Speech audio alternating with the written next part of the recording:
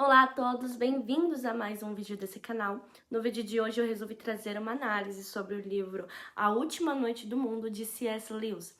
Esse livro, na verdade, não é um livro em prosa, assim como muitos que têm o primeiro contato acabam achando antes de lê-lo.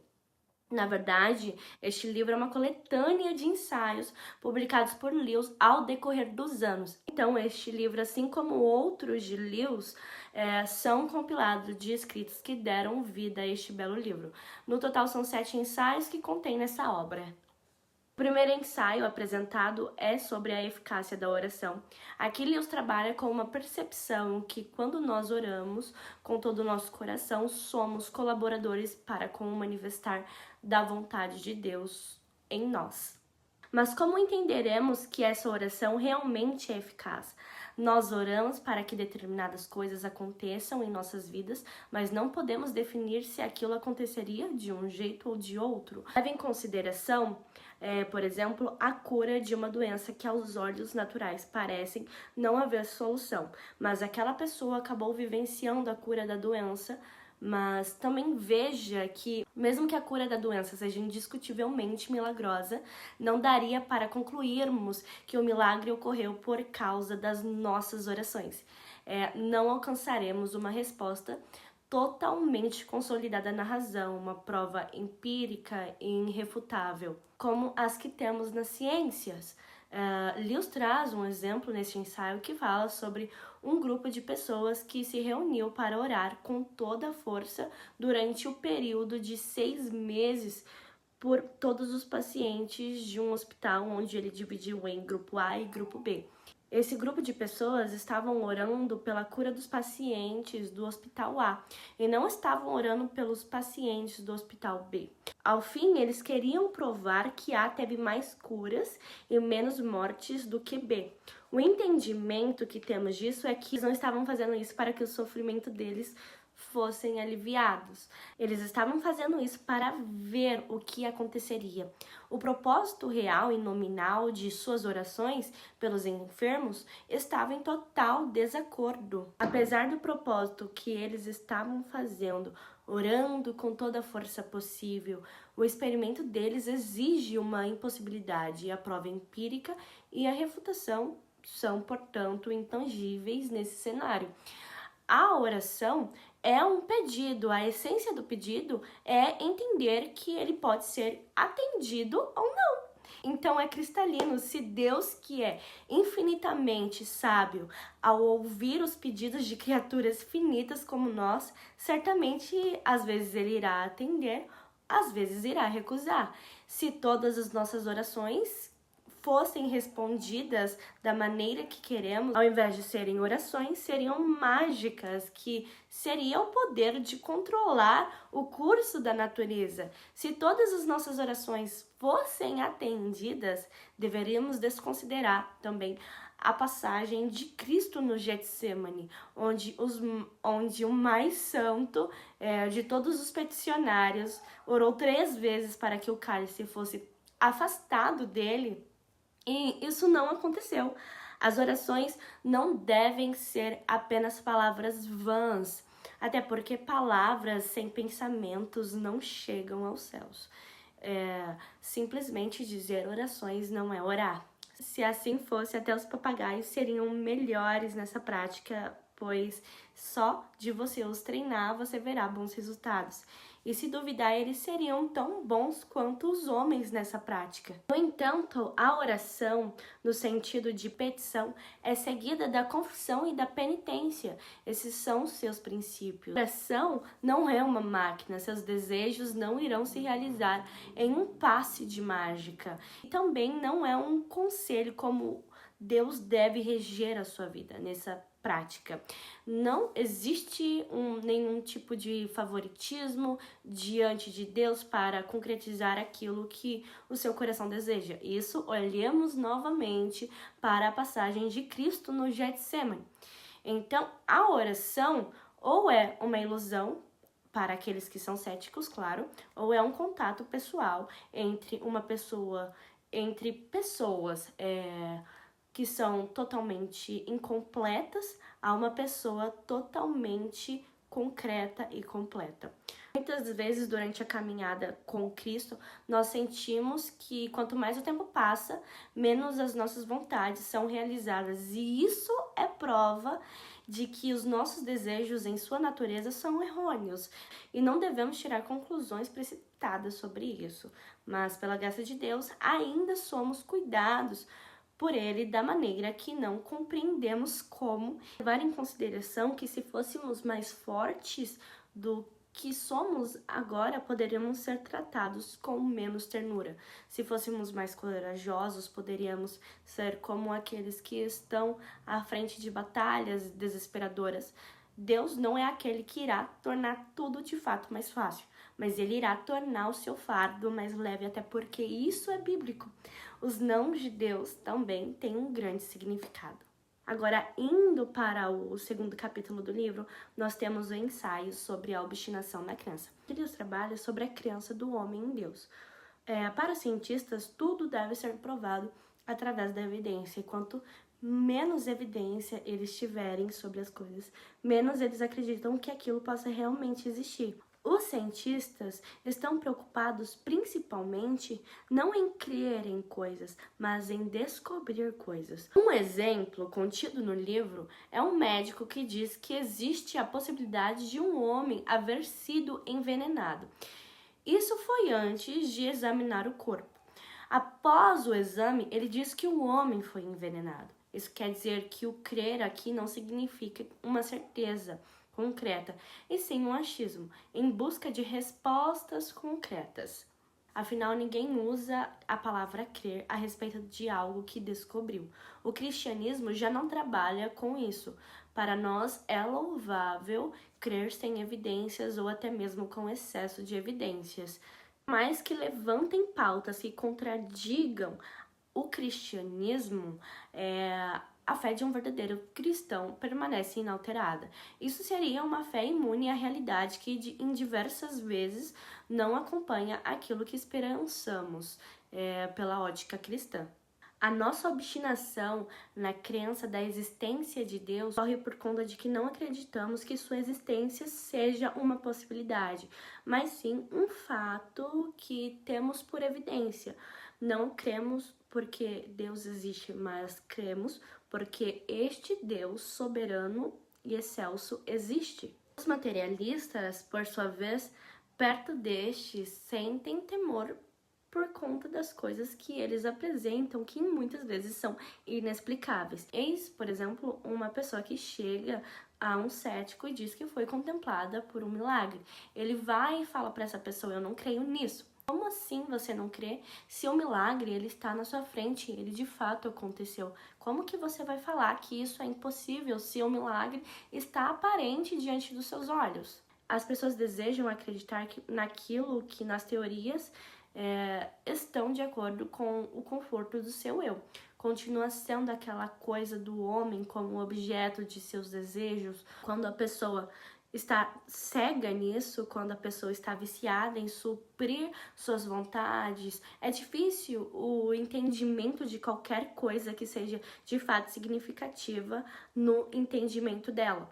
Devemos ter os cristãos como tolos também, que não têm discernimento. Devemos ter cuidado com a confusão entre a maneira pela qual um cristão primeiramente concorda com certas preposições e a maneira pela qual depois ele adere a elas. Elas devem ser cuidadosamente distinguidas. Tem um ponto que me chama a atenção, que é a citação que ele faz a Freud. O contexto se refere que muitos críticos, incluindo Freud, veem a fé religiosa como um auto-engano, como uma forma de auto-engano ou um mecanismo de defesa, como bem é conhecido na psicanálise, ou um mecanismo de defesa contra o medo ou a insegurança existencial.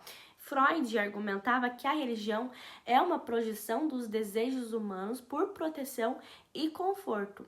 uma resposta ao medo do desconhecido e da imortalidade. Deus, no entanto, rebate essa visão dele ao sugerir que a crença religiosa não pode ser simplificada apenas como um produto de necessidades psicológicas.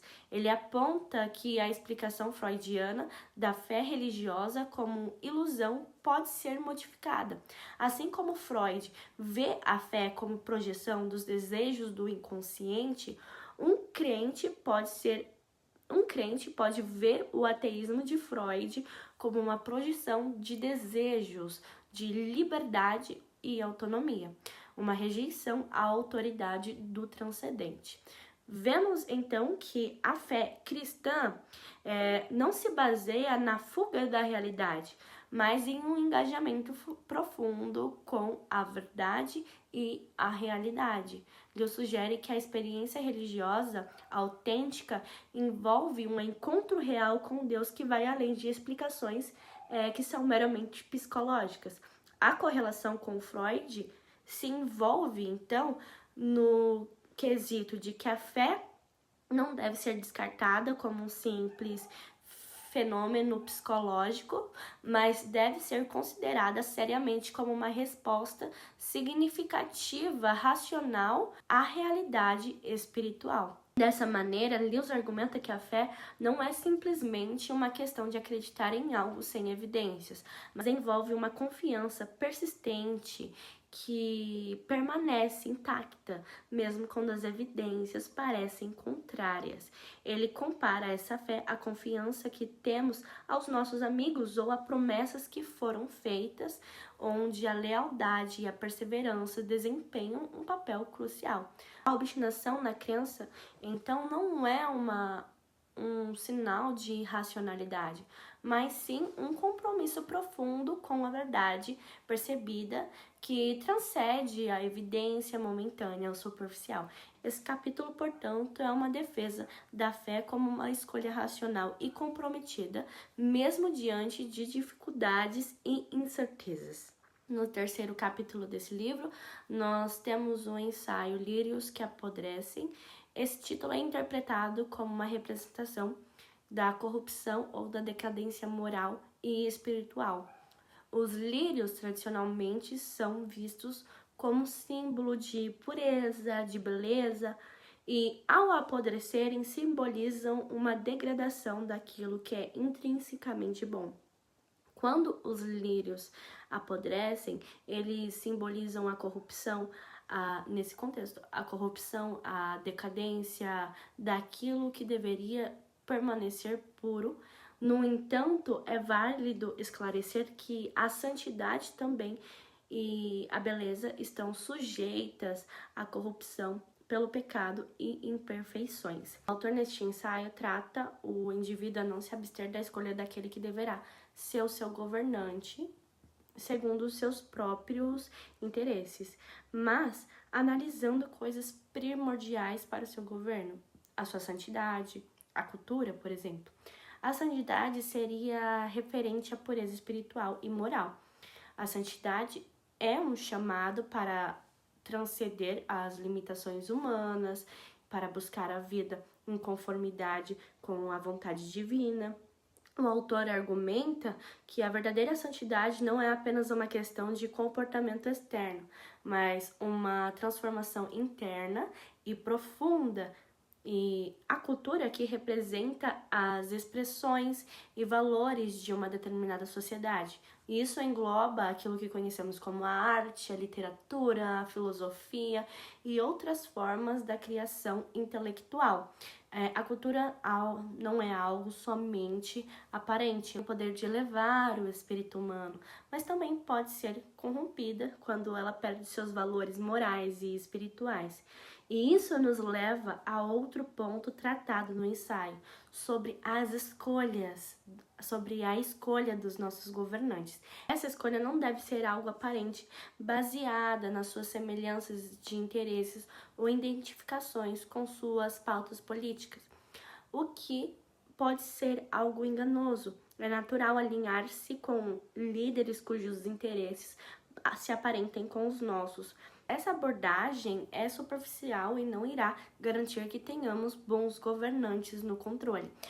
A santidade aqui seria a integridade moral, a honestidade, a orientação espiritual. Há governantes que buscam a santidade compreendem que existem valores que devem ser seguidos, não se retendo aos seus desejos.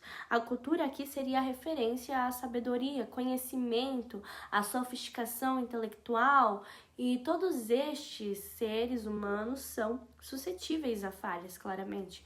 E quando essas falhas ocorrem, elas são particularmente prejudiciais, porque minam a confiança pública quando se referem aos nossos governantes. O homem, embora seja forte, não é o tempo todo. Até os melhores líderes têm seus momentos de fraqueza, e isso é algo natural, porque eles são seres humanos. E por isso é necessário ressaltar a importância de que não devemos idolatrar nossos governantes, mas passar a reconhecê-lo como seres humanos suscetíveis a falhas.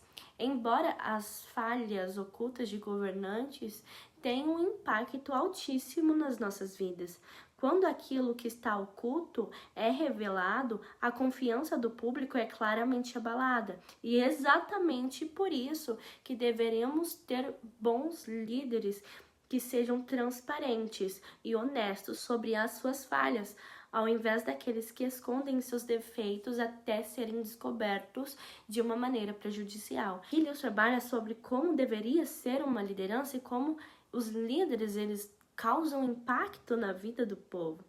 E claramente seria uma liderança onde apresenta uma integridade, uma transparência, que são vitais para que haja um bom governo. Já no quarto capítulo, nós temos o ensaio Mal Danado Propõe um Brinde. Eu já trabalhei com este ensaio no vídeo sobre o livro Cartas de um Diabo a Seu Aprendiz, mas aquele vídeo está com uma qualidade péssima e dependendo até o refaça. Mas acredito que as ideias que eu levei naquele vídeo estão até que boas. Então, quem não tiver um desconforto tão grande com a qualidade, fica a dica de um livro e de um bom vídeo com a qualidade ruim. Falando um pouco mais nesses temas, Maldanado discursa como os demônios têm sucesso em corromper a natureza humana, levando-os a agir contra os seus melhores interesses e valores. Ele enfatiza que a corrupção não precisa ser feita através de grandes males, mas sim de pequenas e constantes concessões ao pecado. Maldanado, ele destaca a importância de inverter os princípios morais humanos e ele explica como a redefinição do que é considerado bom ou mal pode desorientar os indivíduos. Um dos temas principais que eu havia citado é o desejo de possuir. Isso seria o desejo insaciável de reter coisas, seja riqueza, poder ou até mesmo pessoas. Maldanado argumenta que, ao encorajar esse desejo, os demônios conseguem afastar os homens dos seus valores espirituais e da verdadeira alegria. A exaltação que Maldanado faz ao materialismo como uma ferramenta eficaz para desviar os humanos de preocupações espirituais. Ele descreve exclusivamente como bens materiais. O conforto físico não é uma opção. O homem deve estar pensando o tempo todo em bens materiais e coisas para serem conquistadas, pois isso enfraqueceria a sua resistência moral e espiritual. Diante disso, Maldonado discute a deturpação dos conceitos como democracia e igualdade. Ele afirma que, ao convencer os humanos de que eu sou tão bom quanto você, sem considerar os méritos e virtudes, cria-se uma sociedade onde a mediocridade é valorizada e a excelência é vista como desconfiança. E falando em desconfiança, temos o anticlericalismo, onde Maldonado é uma ferramenta sensacional, já que ele incentiva a desconfiança e o desprezo pelas instituições religiosas, enfraquecendo assim a fé e a moralidade pública. Agora há uma ligação entre a filosofia de Rousseau, ideologias como o nazismo e o comunismo, e isso se encontra no exemplo de que essas ideias podem ser manipuladas para fins demoníacos. Ele aponta como essas ideologias, apesar de suas diferenças, compartilham a capacidade de reverter os valores morais e destruir a liberdade individual. Em questão à educação, ela é um campo de batalha crucial. Maldonado elogia os esforços para substituir a educação clássica e moral por uma educação relativista e utilitarista, que forma indivíduos conformistas sem valores sólidos. Na verdade, seriam basicamente os analfabetos funcionais. E, por fim, a filosofia de Aristóteles, especialmente a noção de virtude e o conceito de finalidade. Ele argumenta que, ao desacreditar de filósofos que promovem uma moralidade objetiva, os demônios podem enfraquecer a sua resistência humana à tentação. Enfim, o discurso de Maldonado é uma exposição sobre diversas estratégias que os demônios utilizam para subverter a moralidade e a espiritualidade humana. Esse ensaio serve como alerta e vigilância à importância de preservar os valores fundamentais em face das tentações modernas. Agora, temos o quinto ensaio. Nesse ensaio específico, Lewis aborda a distinção entre boa obra e boas obras dentro do cristianismo, explorando a natureza e as motivações das ações humanas consideradas virtuosas ou moralmente corretas. Ele trabalha com a diferença entre realizar uma ação por ser inerentemente boa e realizar uma série de ações boas por motivos externos. Lewis argumenta que uma boa obra transcende a mera acumulação de boas obras, sendo mais profunda e intimamente ligada à intenção moral e ao caráter do indivíduo. Lewis enfatiza a importância da intenção por trás das ações, sendo que a verdadeira virtude não se encontra apenas nas quantidade de boas ações realizadas, mas na pureza e na sinceridade da motivação que as impulsiona. E busca que os leitores reflitam sobre a integridade moral e autenticidade das suas ações, questionando se estão buscando a aprovação divina ou simplesmente acumulando atos de caridade por razões egoístas ou superficiais. Lewis também conecta essas discussões com a doutrina cristã da graça, argumentando que as boas obras devem ser vistas como uma expressão de fé e gratidão a Deus, e não como um meio de merecer a salvação ou o favor divino. Ele conclui que a verdadeira boa obra é uma manifestação do amor e da devoção a Deus, refletida em ações que fluem naturalmente de um coração transformado pela fé. Argumenta também que as boas obras não devem ser vistas como um meio de ganhar a salvação, mas como uma expressão de gratidão e a obediência a Deus. Um exemplo dentro desse contexto é um cristão que participa de atividades comunitárias e ajuda os outros porque sente gratidão pela graça de Deus em sua vida, e assim ele realiza obras que são uma extensão da sua fé. O mesmo cristão realiza atividades pensando que isso é uma forma dele ser merecedor daquilo que ele tem e da salvação, está equivocado quanto ao propósito de suas ações. E nós temos Hefesto como um exemplo para discutir como a moralidade e a virtude não estão necessariamente ligadas à perfeição externa. E eu achei essa referência muito interessante porque Hefesto, ele é descrito como manco. Ele era ferreiro dos deuses da mitologia grega. E esta menção é usada para ilustrar um ponto sobre a natureza do trabalho e da virtude. Ele argumenta que as boas obras podem vir de indivíduos que, embora imperfeitos em algum aspecto, são capazes de realizar atos de grande valor moral e estético, assim como Hefesto, que apesar de ser manco, é um mestre em sua arte. Os seres humanos, em todas as suas imperfeições e limitações, eles podem realizar boas obras se motivados por intenções puras e um caráter moral íntegro. A verdadeira virtude, portanto, reside na intenção e na integridade do caráter, não apenas está relacionada a ações externas ou na aparência física em contexto. No 6º capítulo, nós temos o ensaio Religião e Foguetes. Aqui, Lewis ele fala sobre como a religião se adaptou com o tempo e evoluiu conforme os avanços científicos, como, por exemplo, o avanço da astronomia e da popularização dos astronautas.